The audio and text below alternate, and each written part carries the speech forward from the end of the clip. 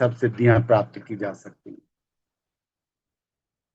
गायत्री मंजरी नामक इस 46 श्लोकों के अंदर भगवान शिव ने पंचकोशीय साधना का समस्त स्वरूप वर्णित किया। हम लोग इसी पंचकोशी साधना को पढ़ते हुए आज यहां तक आ गए हैं।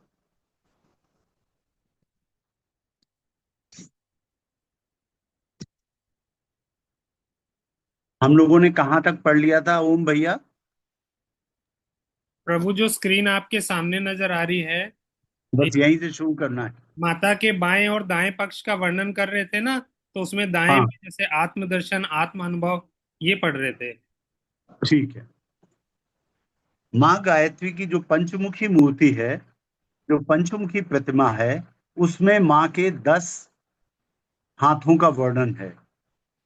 बाईं ओर के जो माँ के 5 हाथ हैं, वो लौकिक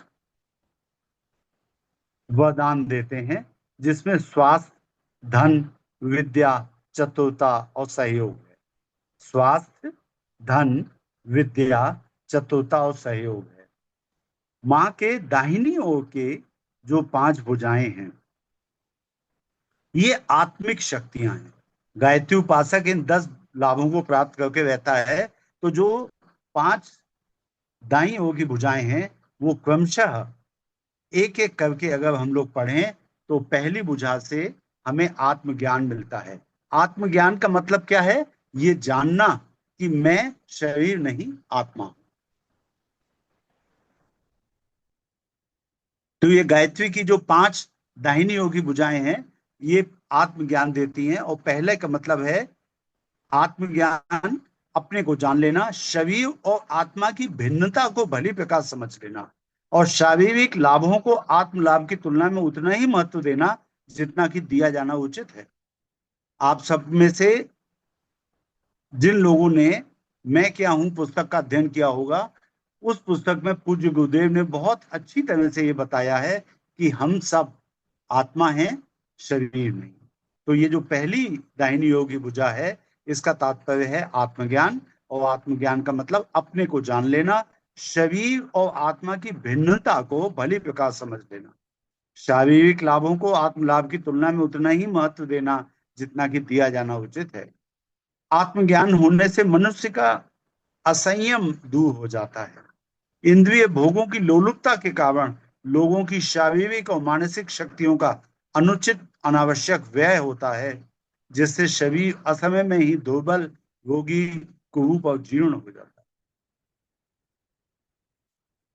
आत्मज्ञान होने से मनुष्य का असंयम दूर हो जाता है। असंयम का मतलब अपने पे संयम ना करना। संयम आपको पता है, इंद्रिय संयम, समय संयम, विचार संयम, अर्थ संयम। तो ये संयम जो है, अगर ये आप अपने ऊपर लागू नहीं करेंगे, तो इंद्रिय भोगों में अगर उलझ जाएंगे, तो इंद्रिय भोगों की लोलुपता के कारण शारीरिक और मानसिक शक्तियों का अनुचित व्यय होगा, और उससे शरीर असमय में दुर्बल हो जाएगा, रोगी हो जाएगा, कुरूप और जीर्ण हो जाएगा। बहुत मामूली सी बात है। मान लीजिए आप 60 साल के हो गए, गुरुदेव कहते हैं 60 साल के बाद व्यक्ति को एक टाइम खाना खाना शुरू कर देना चाहिए। मैंने आपको पिछले दिनों में जब भी ये कक्षा प्रारंभ हुई हम लोगों की स्वाध्याय की, तो गुरुदेव ने गायत्री की पंचकोशी साधना उपलब्धियों में बहुत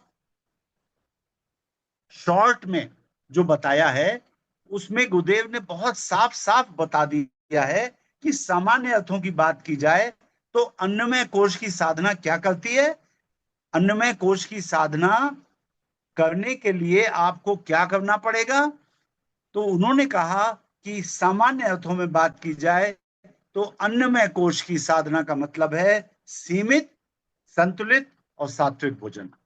सीमित, संतुलित और सात्विक भोजन। सीमित शब्द में ही सब कुछ आ गया। सीमित का मतलब ये नहीं कि भरपेट खा रहे हैं।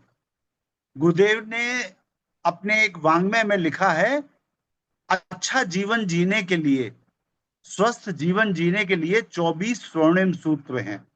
वो 24 स्वर्णिम सूत्रों में पहला सूत्र उन्होंने यही बताया कि जितने की भूख है उसका आधा खाना खाएं, एक चौथाई पानी पिए, एक चौथाई खाली छोड़ दें। तो सीमित भोजन, सीमित, संतुलित और सात्विक भोजन। सीमित, संतुलित और सात्विक का अर्थ सबको पता है। सात्विक का मतलब हुआ कि सतोगुणी तत्वों से युक्त भोजन। अब सतोगुणी तत्वों से युक्त भोजन क्या है? डॉक्टर सतोगुणी किसी तत्वों से युक्त कारणवश आपकी आवाज बहुत कम आ रही है। म्यूट तो मतलब नहीं है म्यूट तो लेकिन नहीं है, लेकिन स्वाध्याय में किसी भैया ने एक कॉल कर दिया अभी अभी डायरेक्टली। भी सही नहीं हुई डॉक्टर। नहीं, एक बार म्यूट करके अनम्यूट करिए।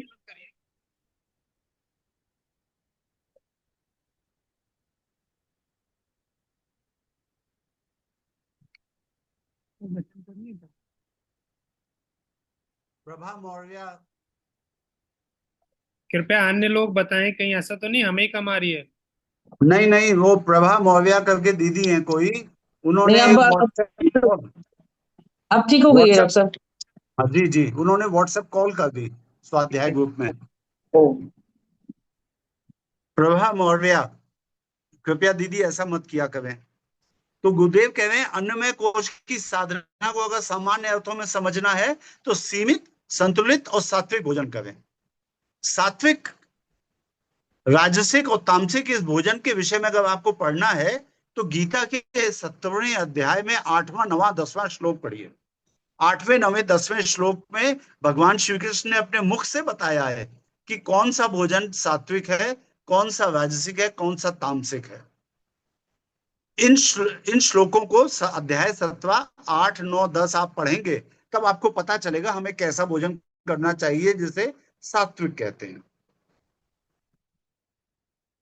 गुरुदेव ने भोजन के विषय में जब बताया है तो उन्होंने साफ साफ लिखा है कि भोजन सीमित हो और संतुलित हो। सीमित के विषय में यहां तक कहा उन्होंने भैया कि अगर आपके इस भोजन में केवल 2 चीजें हैं तब इसे सीमित कह सकते हैं। अगर आप भूख जितनी लग रही है उसका 1/2 खाते हैं, मतलब आधा, 4 रोटी की भूख है 2 रोटी खाइए, तो आप सीमित कर रहे हैं। और सीमित के दायरे में उन्होंने भैया स्वाद को भी लिया। उन्होंने कहा कि मान लीजिए कोई घर में आप खाना खाने जाते हैं और वो आपको रोटी देते हैं और 2-3 तरह की सब्जी देते हैं, तो गुरुदेव का कहना है कि उन तीनों तरह की सब्जियों को मिला लें और एक स्वाद कर दें। एक स्वाद अर्थात आप उसमें जो गुरुदेव कहते हैं जो सात्विक भोजन है वो तो आप करें ही, लेकिन सतोगुण, रजोगुण और तमोगुण में अगर एक शब्द से आप समझना चाहें तो सतोगुण का मतलब है नीड। मेरी नीड है 2 रोटी मुझे सुबह मिल जाए, 2 रोटी शाम को, ये मेरी नीड है। रजोगुण का मतलब है कंफर्ट। अब भैया ये खाना मुझे ढंग से कुर्सी मेज पे रख के दिया जाए और गरम गरम खाना दिया जाए, बना हो तभी दिया जाए, और रोटी पे जगह घी लगा हो, दाल में घी का छौंका पड़ा हो, तो ये कंफर्ट वाली बात आ गई। मैं कैसे बैठ के खाऊं, ताजा ताजा बना होना चाहिए, ठंडा नहीं होना चाहिए, तो ये सब कंफर्ट की बात आ गई, ये रजोगुण। और जो तमोगुण है उसका मतलब लग्जरी। नहीं साहब, 56 व्यंजन भी होने चाहिए, चटनी भी हो, पापड़ भी हो, अचार भी हो, सब कुछ हो, और अगर गर्मी के दिन है तो ठंडा पानी भी हो, है ना, ये सब लग्जरी। वैसे सतोगुण का मतलब है सात्विक भोजन। जो सब्जी, जैसे भिंडी की सब्जी आपने बनाई तो बस एक भिंडी की सब्जी और एक रोटी, 2 चीजें आपकी थाली में है, तो सीमित मात्रा में सतोगुणी भोजन आपने कर दिया। या मूंग की दाल, अरहर की दाल, ये सतोगुणी है। आप एक मूंग की दाल बना लीजिए और एक रोटी खा लीजिए या 2 रोटी खा लीजिए, ये सीमित भोजन है। तो अन्नमय कोश की साधना आपकी ऐसे ही होती चलेगी अगर आप सीमित, संतुलित और सात्विक भोजन कर रहे हैं, है ना। तो ये एक एक शब्द में गुरुदेव ने जो बातें बताई हैं, सतोगुण का मतलब, सात्विक भोजन का मतलब नीड, राजसिक भोजन का मतलब कंफर्ट, और तामसिक भोजन का मतलब लग्जरी। ठीक है। तो वैसे तामसिक भोजन का मतलब होता है बासी खाना, दुर्गंधित खाना। गीता के अध्याय 17 का 10वां श्लोक, यात यामम पूति, मतलब ऐसा खाना जिसमें बदबू आ रही हो, ऐसा खाना जो बासी हो, ऐसा खाना जो सड़ा हुआ हो, इस तरह का जो खाना होता है वो आता है। और अमेध्य, अमेध्य कहा है भगवान श्री कृष्ण ने, जो रजो, रज और मतलब स्त्री के ओवम और स्पर्म से मिलकर के जो जीव बनते हैं, उन जीवों को अगर हम भोजन में शामिल करते हैं, जैसे अंडा है, मांस है, मछली है, तो ये जो भोजन है इसको अमेध्य कहा है भगवान कृष्ण ने। तो यात यामम गतवसम पूति पर्युषितम च यत् उच्छिष्टमपि चामेध्यम च अमेध्यम। च माने और, अमेध्य माने जो मादा के रज और पुरुष के वीर से मिलकर के जो बनता है, मांस, मछली, अंडा इत्यादि, वो अमेध्य भोजन है। भोजनम तामस प्रियम, ये गीता के अध्याय 17 का 10वां श्लोक है। इसी तरह से 8वें में सतोगुणी और 9वें में भगवान कृष्ण ने रजोगुणी भोजन के बारे में, रजोगुणी के लिए कहा है जब बहुत ही कट्र अम्ल, मतलब जैसे खट्टा, जैसे कि दही बड़े खा रहे हैं आप, खूब उसमें चटनी डाल ली आपने, है ना, पुदीने की भी चटनी है उसमें, तरह तरह की चटनियां, तो जो बहुत ज्यादा स्वादिष्ट है, चाट खा रहे हैं, पकौड़ी खा रहे हैं, समोसा खा रहे हैं, ये सब रजोगुणी खाना है। और सतोगुणी मतलब सब्जी, हरी सब्जी और दाल, बस, और रोटी, इससे अधिक कुछ नहीं। तो ये जो आपको मैंने बताया कि अगर आप अन्नमय कोश की साधना कर रहे हैं, तो गुरुदेव के हिसाब से अन्नमय कोश की साधना अगर किसी व्यक्ति को बतानी है तो सीमित शब्दों में सीमित, संतुलित और सात्विक भोजन, ये बताया। तो वही बात है कि आत्मज्ञान का अर्थ है अपने को जान लेना, और जो आत्मज्ञानी व्यक्ति होता है वो असंयम नहीं करता। आत्मज्ञानी व्यक्ति इंद्रिय भोगों की उपयोगिता अनुपयोगिता का निर्णय आत्मलाभ की दृष्टि से करता है, इसलिए वह स्वभावतः संयमी रहता है और शरीर से संबंध रखने वाले दुखों से बचा रहता है। दुर्बलता, रोग, क्रूरता का कष्ट उसे भोगना नहीं पड़ता। जो कष्ट उसे प्रारब्ध कर्मों के अनुसार भोगने होते हैं वह भी आसानी से भुगत जाते हैं। तो ये तो हुआ पहली भुजा दाहिनी ओर की, आत्मज्ञान। अब दूसरी भुजा है आत्मदर्शन। आत्मदर्शन का तात्पर्य है अपने स्वरूप का साक्षात्कार करना। अब इसके लिए हम लोगों को एक बार फिर से मैं क्या हूं पुस्तक में जाना पड़ेगा, और उसमें जो ध्यान दिए हुए हैं अपने स्वरूप का साक्षात्कार करने के लिए, कि आप इस समस्त सृष्टि को विजुलाइज करें और उसके केंद्र में आत्म स्वरूप चेतना को अनुभव करें।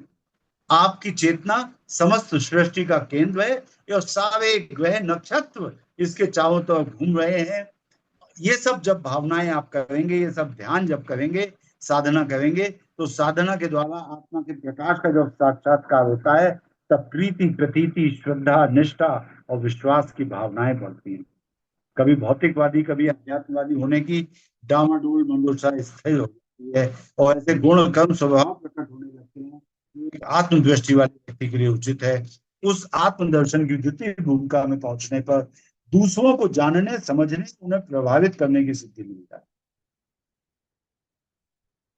जिसे आत्मदर्शन हुआ है उसकी आत्मिक सूक्ष्मता अधिक व्यापक हो जाती है। वो संसार के सब शरीरों में अपने को समाया हुआ देखता है। जैसे भगवान कृष्ण ने जब अर्जुन से बहुत सारी बातें कही, अंत में फिर उन्होंने एक ही बात कही, मामेकम शरणम व्रज।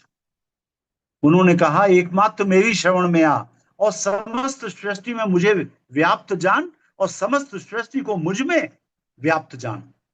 सारी सृष्टि मुझ में समाई हुई है और मैं सृष्टि के कण कण में व्याप्त हूं, ऐसा जब तू समझेगा तब तू मेरी शरण में आएगा।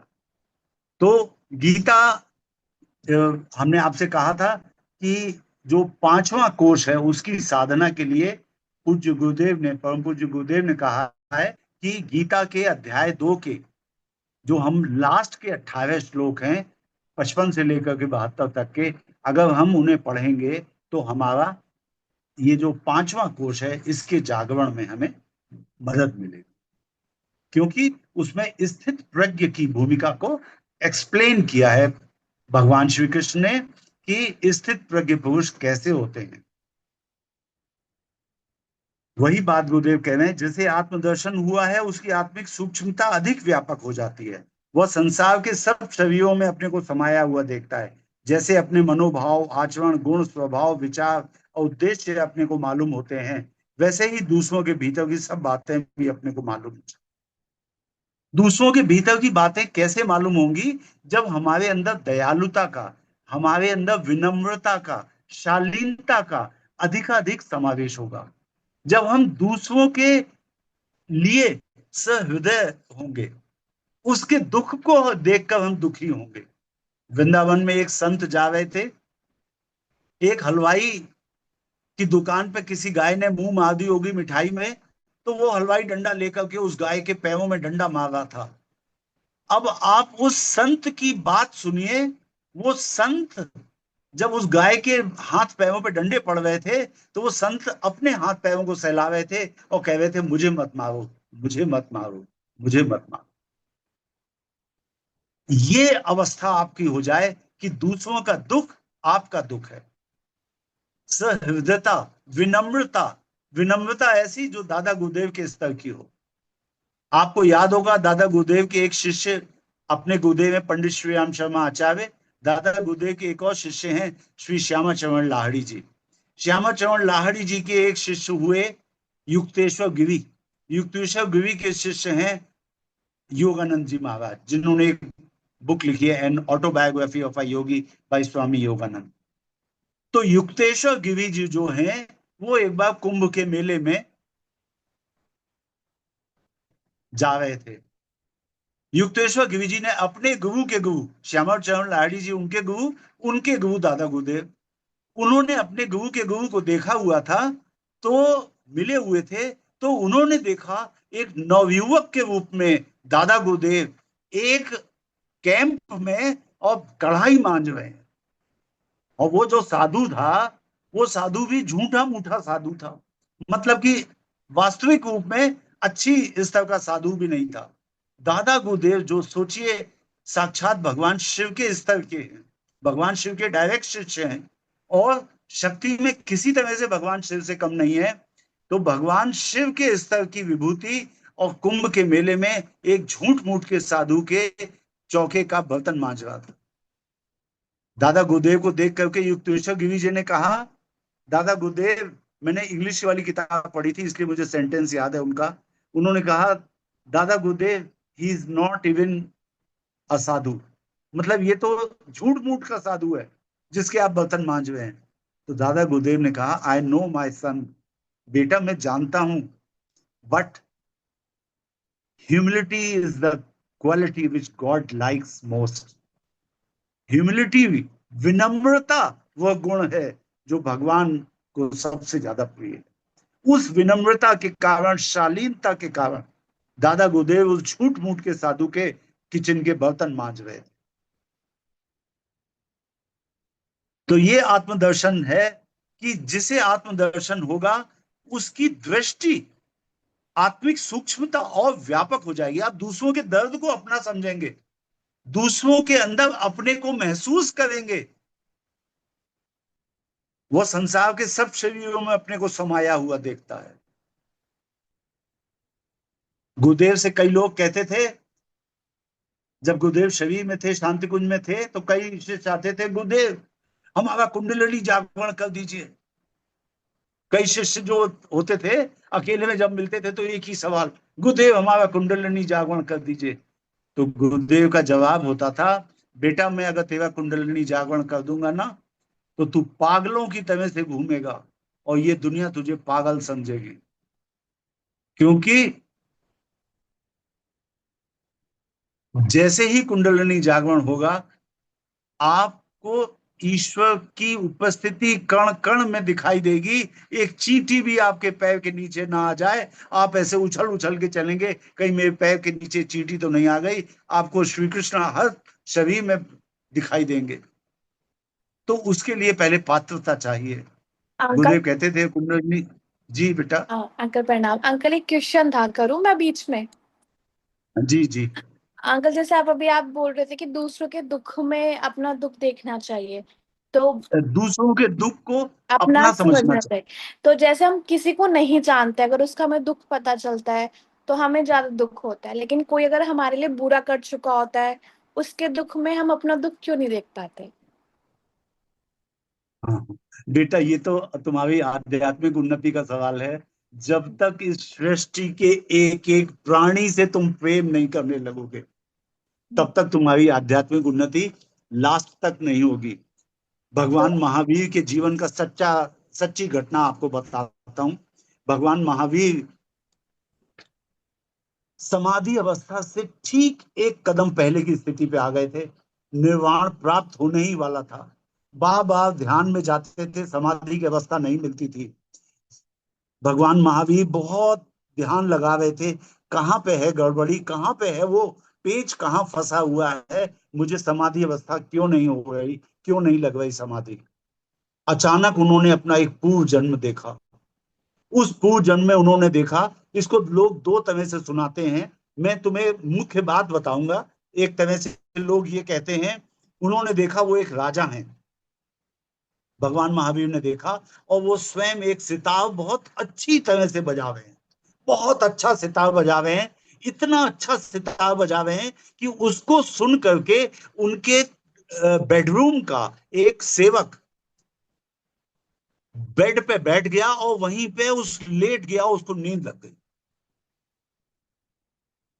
पुराने समय में बेड बनाने वाले को शैया पाल कहते थे। जैसे द्वार की रक्षा करने वाला द्वारपाल, तो वैसे शैया पाल कहते थे। और जैसे ही उन्होंने सितार बजाना बंद किया तो उनका भी ध्यान भंग हुआ। भगवान महावीर का जो उस समय राजा थे, उन्होंने देखा उनका नौकर शैया पाल उनके बिस्तर पे लेट गया और सो रहा है। उन्होंने तुरंत अपने मंत्रियों को आज्ञा दी, इसको पकड़ लो और इसके कान में लकड़ी ठूंस दो। इससे ये गलती कैसे हुई कि इसने ये मेरा संगीत सुन करके इतना बेसुध हो गया कि मेरी शैया पे लेट गया। कई जन्म पहले की बात थी। उन्होंने ध्यान में जब ये देखा, उन्हें इतना दुख हुआ, इतना दुख हुआ अपने करनी पर। उन्होंने तुरंत आह्वान किया, शैयापाल आप जहां कहीं भी हो इस सृष्टि में आप आइए। कहते हैं वो शैयापाल एक चौराहा बन गया था। उनके आवाहन पे वो आया। उन्होंने कहा, शैयापाल मैं आपका, मुस्लिम उर्दू का शब्द है, हिंदी में मैं आपका गुनहगार हूं, या जो भी कहा उन्होंने, आप मेरे को उचित दंड दीजिए। उन्होंने अपने शिष्यों से कहा, भगवान महावीर ने, अरहर का खेत में फसल कटने के बाद लकड़ी के ठूंठ रह जाते हैं, अरहर के खेत पास में है, वहां से जाओ लकड़ी के दो ठूंठ लेके आओ और मेरे कानों में ठूंस दो। शैयापाल मेरे कानों में ठूंस दो। शैयापाल ने जैसे ही लकड़ी के दो ठूंठ उनके कानों में रख करके ठोके पत्थर से, उनके कानों से खून बह निकला और तत्काल समाधि लग। एक एक कर्म का बदला तो चुकाना पड़ेगा। तुम्हारा ये कहना था कि जो जिनको हम पसंद नहीं करते, जिन्होंने हमारे साथ बुरा किया, बेटा जब तक हम उन्हें प्रेम नहीं करेंगे तब तक हम ऊपर कैसे उठेंगे। परिष्कृत अंतःकरण ही परमात्मा है। आत्मा का जो हमारे अंदर जो अंश है परमात्मा का, जिसे आत्मा कहते हैं, उसमें साक्षात परमात्मा के गुण हैं। उसको उसी का परिष्कार करना है। परिष्कृत अंतःकरण ही परमात्मा है। परमात्मा जैसे गुण अपने अंदर धारण कर लो, उसमें से प्रेम सबसे बड़ा गुण है। आप जब गुरुदेव का एक साहित्य पढ़ेंगे, वाङ्मय है, चेतन और सुपर चेतन मन। आप लोगों को हम लोग बताते हैं जब कि दो तरह के मन होते हैं, चेतन और अवचेतन, कॉन्शियस और सबकॉन्शियस माइंड। लेकिन एक्चुअली तीन मन होते हैं, चेतन, अवचेतन और सुपर चेतन मन। चेतन मन रफली 10% है, अवचेतन मन रफली 88% है, और 2% सुपर चेतन मन है। लेकिन ये सुपर चेतन मन डेवलप होने के लिए दो क्वालिटीज चाहिए। एक क्वालिटी है पूर्णतः निष्कलंक चरित्र, पूर्णतः निष्कलंक चरित्र, और दूसरा है समस्त सृष्टि के सभी जीवों के प्रति अथाह प्रेम।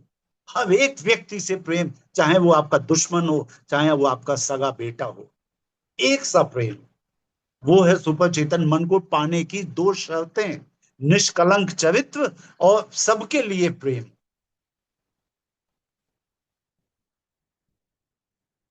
तो आत्मदर्शन का तात्पर्य है अपने स्वरूप का साक्षात्कार करना, साधना के द्वारा आत्मा के प्रकाश का जब साक्षात्कार होता है तब प्रीति, प्रतीति, श्रद्धा, निष्ठा और विश्वास की भावनाएं बढ़ती हैं। परम पूज्य गुरुदेव ने एक किताब लिखी है, उस किताब में आपने पढ़ा होगा, अक्सर दो तरह के लोग होते हैं, जो एक भगवान को मानते हैं और जो एक भगवान को नहीं मानते हैं, है ना, आस्तिक और नास्तिक। तो गुरुदेव कहते हैं आस्तिक व्यक्ति वो नहीं है जो भगवान को मानता है, आस्तिक व्यक्ति वो है जो भगवान को मानता है, जानता है, और श्रद्धा और विश्वास का स्तर ये हो कि उसे भगवान की अनुभूति हो गई हो, जो भगवान की प्रेजेंस को, भगवान के अस्तित्व को जो अनुभव के स्तर पर महसूस करता है, वो अनुभूति के स्तर की आवश्यकता है अपने को आस्तिक कहने के लिए।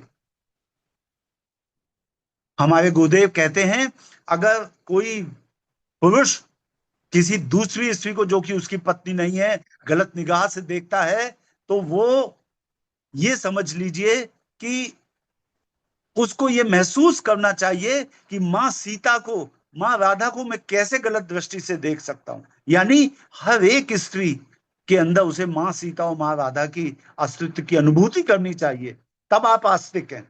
आस्तिक वो नहीं है हाँ भगवान होता है, हाँ भगवान होता है, वो आस्तिक नहीं है। मैंने ईश्वर को अनुभव किया है। आपकी आंखों से आंसू निकल आए, इतना विरह ईश्वर के लिए हो, इतना प्रेम ईश्वर के लिए हो, तब आप आस्तिक हैं। तो आत्मदर्शन का तात्पर्य है अपने स्वरूप का साक्षात्कार करना। साधना द्वारा आत्मा के प्रकाश का जब साक्षात्कार होता है तब प्रीति, प्रतीति, श्रद्धा, निष्ठा और विश्वास की भावनाएं बढ़ती हैं। कभी भौतिकवादी, कभी आध्यात्मवादी होने को डामाडोल जो मनोदशा है वो स्थिर हो जाती है, और ऐसे गुण, कर्म, स्वभाव प्रकट होने लगते हैं जो एक आत्मदृष्टि वाले व्यक्ति के लिए उचित है। उस आत्मदर्शन की द्वितीय भूमिका में पहुंचने पर दूसरों को जानने, समझने और उन्हें प्रभावित करने की सिद्धि मिल जाती है।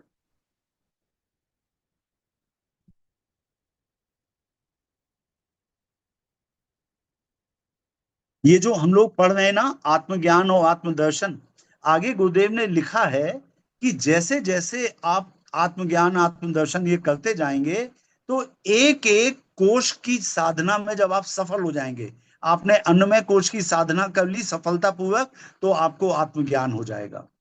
आपने अगर प्राणमय कोश की साधना सफलतापूर्वक पूरी कर ली तो आत्मदर्शन हो जाएगा। तो इस तरह से गुरुदेव ने कहा है कि एक एक स्टेप, एक एक कोश की साधना के बराबर है। जिसे आत्मदर्शन हुआ है उसकी आत्मिक सूक्ष्मता अधिक व्यापक हो जाती है। वो संसार के सब शरीरों में अपने को समाया हुआ देखता है। जैसे अपने मनोभाव, आचरण, गुण, स्वभाव, विचार और उद्देश्य अपने को मालूम होते हैं, वैसे ही दूसरों के भीतर की सब बातें भी अपने को मालूम हो जाती हैं। साधारण मनुष्य जिस प्रकार अपने शरीर और मन से काम लेने में समर्थ होते हैं, वैसे ही आत्मदर्शन करने वाला मनुष्य दूसरों के मन और शरीरों पर अधिकार करके उन्हें प्रभावित कर सकता है। तृतीय भूमिका है, तृतीय माँ की दाहिनी ओर की जो हाथ है, उससे हमें क्या मिलता है? आत्म अनुभव। आत्म अनुभव कहते हैं अपने वास्तविक स्वरूप का क्रियाशील होना, अपने अध्यात्म ज्ञान के आधार पर ही अपनी वाणी, क्रिया, योजना, इच्छा, आकांक्षा, रुचि एवं भावना का होना। आमतौर से लोग विचार तो बहुत ऊंचे रखते हैं, पर बाह्य जीवन में अनेक कारणों से उन्हें चरितार्थ नहीं कर पाते। उनका व्यवहारिक जीवन गिरी हुई श्रेणी का होता है। किंतु जिन्हें आत्म अनुभव होता है वे भीतर बाहर से एक होते हैं। उनके विचार और कार्यों में तनिक भी अंतर नहीं होता। जो विघ्न, बाधाएं सामान्य लोगों को पर्वत के समान दुर्गम मालूम पड़ती हैं, उन्हें वे एक ठोकर से तोड़ देते हैं। उनका जीवन ऋषि जीवन बन जाता है। महात्मा गांधी के जीवन की एक कथा है, छोटी सी यही है। एक स्त्री अपने बच्चे को लेके आई, बापू ये बच्चा गुड़ बहुत खाता है, इसको मना कर दीजिए। उन्होंने कहा बेटा एक हफ्ते बाद आना, तब मैं इससे बात करूंगा। एक हफ्ते बाद वो बेटी फिर आई, बोली बापू ये मेरा बेटा गुड़ बहुत खाता है, इसे मना करिए। तो बापू बोले बेटे गुड़ खाना बहुत बुरी बात है, और गुड़ हर समय खाओगे तो तुम्हारे दांतों में कीड़ा लग जाएगा, और दो तीन बातें करी उससे। तो वो बच्ची जो थी वो नाराज हो गई, बोली बापू इतनी सी बात कहनी थी तो पिछली बार कह देते, मैं बहुत दूर से आती हूँ। तो बोले मैं कैसे कह देता बेटा, मैं खुद भी तो गुड़ खाता था पिछली बार। पहले मैंने एक हफ्ते गुड़ खाना बंद किया, तब मैं तेरे बच्चे से कह पाने की हिम्मत रख पाया कि बेटा गुड़ खाना बुरी बात है। तो ये जो, जब आपकी वाणी और आपके चिंतन में कोई अंतर न रहे, डाइकॉटमी न रहे, कह कुछ रहे हैं मन में कुछ है, वो चीज खत्म हो जाए, तब उसे आत्म अनुभव कहेंगे। उनका व्यवहारिक जीवन गिरी हुई श्रेणी का होता है, किंतु जिन्हें आत्म अनुभव होता है वे भीतर बाहर से एक होते हैं। उनके विचार और काव्यों में तनिक भी अंतर नहीं होता। जो विघ्न बाधाएं सामान्य लोगों को पर्वत के समान दुर्गम मालूम पड़ती हैं, उन्हें वे एक ठोकर से तोड़ देते हैं। उनका जीवन ऋषि जीवन बन जाता है। आत्म अनुभव से सूक्ष्म प्रकृति की गतिविधि मालूम करने की सिद्धि मिलती है। किसका क्या भविष्य बन रहा है, भूतकाल में कौन क्या कर रहा था, किस कार्य में दैवी प्रेरणा क्या है, क्या उपद्रव और भय उत्पन्न होने वाले हैं, लोक लोकांतरों में क्या हो रहा है, कब कहाँ क्या वस्तु उत्पन्न और नष्ट होने वाली है, आदि ऐसी अदृश्य और अज्ञात बातें जिन्हें साधारण लोग नहीं जानते, उन्हें आत्म अनुभव की भूमिका में पहुंचा हुआ व्यक्ति भली प्रकार जानता है। आरंभ में उसे अनुभव कुछ धुंधले होते हैं, पर जैसे जैसे उसकी दिव्य दृष्टि निर्मल होती है, सब कुछ चित्तवत दिखाई देने लगता है। सभी को प्रणाम। आज के लिए इतना ही, शेष हम लोग आगे पढ़ेंगे। अब यदि आपकी अनुमति हो तो एक छोटा सा अनुभव शेयर करना चाहेंगे, क्योंकि हाँ, प्रियंका दीदी ने बिल्कुल बिल्कुल। बहुत ही सुंदर सा आज प्रश्न करा था, तो उसी के उत्तर के संदर्भ में दीदी, जैसे आज आपने सुंदर सा प्रश्न करा, ऐसा ही प्रश्न हमने आदरणीय डॉक्टर साहब से 2 वर्ष पहले करा था। तो डॉक्टर साहब ने यही उत्तर दिया था कि बेटा, यदि इस दुनिया में किसी ने आपका अहित करा है और उससे आप अपने बेटे के समान प्रेम कर सकोगे, तो ही ये संभव है। तो उस दिन तो सुन के ये बड़ा मतलब वो लगा था कि ऐसा मतलब कैसे संभव है, कि कैसे हो सकता है कि जिसने हमारा अहित कर दिया, हमारा ध्यान तो बार बार उसी तरफ जाता है कि उसने मेरे साथ ऐसा कर दिया, ये ऐसा है और वैसा है। लेकिन दीदी, गुरु कृपा से और आदरणीय डॉक्टर साहब के मुख से जब आगे की चीजें सुनी समझी जानी ना, कि हमारे जीवन में एक एक क्षण में जो कुछ भी घटित होता है, यानी किसी ने हमारा फिजिकल रूप में बुरा करा तो एक्चुअली उसने नहीं करा, वो हमारे ही कोई पूर्व के कर्म थे जो ऐसा कर गए। तो फिर मन में ना उस व्यक्ति के प्रति जो है वो दुर्भाव अपने आप खत्म हो जाता है कि नहीं, ये कारण नहीं था, कारण तो कहीं ना कहीं मैं ही था। जब मैं ही कारण था तो उससे दुर्भाव क्या था दीदी। फिर अगर नहीं प्रेम उत्पन्न होता तो एटलीस्ट वो भावना तो जरूर खत्म होने लगती है और धीरे धीरे प्रेम उत्पन्न होने लगता है। थैंक यू भैया। ये राजस्थान में एक संत हुए बेटा, राजस्थान में एक संत हुए, उन्होंने एक किताब लिखी है। उस किताब का टाइटल उन्होंने रखा, जो हुआ सो न्याय। जो हुआ सो न्याय मतलब जो कुछ भी हो रहा है वो आपके पूर्व जन्मों में जो किए हुए कृत्य हैं उसका फल मिल रहा है ना। तो रामायण की भी एक छोटी सी कथा है। भगवान राम जब वनवास में थे तो घास के ऊपर लेटे हुए थे जंगल में, रात का समय था। लक्ष्मण जी उनकी रखवाली करते थे। तो लक्ष्मण जी को रखवाली करते हुए देख करके निषाद राज केवट ने उनसे कहा कि देखो, एक समय का राजकुमार, अयोध्या का राजकुमार आज कैसे घास के ऊपर लेटा हुआ है। तो उन्होंने, लक्ष्मण जी ने एक बात कही, वो बात हर एक व्यक्ति को अपने जीवन में याद रखनी चाहिए। कभी भी उसे लगे कि उस भगवान अन्याय कर रहे हैं मेरे साथ, तब उसे वो लाइन याद आ जानी चाहिए। लक्ष्मण जी ने कहा, काहू न कोऊ दुख सुख कर दाता, निज निज कर्म भोग सब भ्राता। काहू न कोऊ दुख सुख कर दाता, कोई किसी को दुख दे नहीं सकता, ना कोई किसी को सुख दे सकता है। निज निज कर्म भोग सब भ्राता, सब लोग अपने पूर्व जन्मों में किए हुए कर्मों का भोग भोग रहे। यानी भगवान सभी राम को को भी जो वो भोगना पड़ा वो उनका पूर्व कर्म ही था। बिल्कुल। उनको वृंदा से श्राप मिला था, नारद जी से श्राप मिला था कि जाओ, तुमने बंदर का मुख मुझे दिया है, तो अब एक जन्म में बंदा भी तुम्हारी मदद करेंगे। और स्त्री के लिए मैं जितना परेशान हुआ, तुम भी स्त्री के लिए उसी तरह से परेशान होगे, विवह में घूमोगे। तो वो स्त्री विवह में घूम रहे थे, बंदरों ने उनकी मदद करी। वृंदा का श्राप उनको मिला था, तो माँ सीता पे लांछन लगा। सभी को प्रणाम। ओम शांति।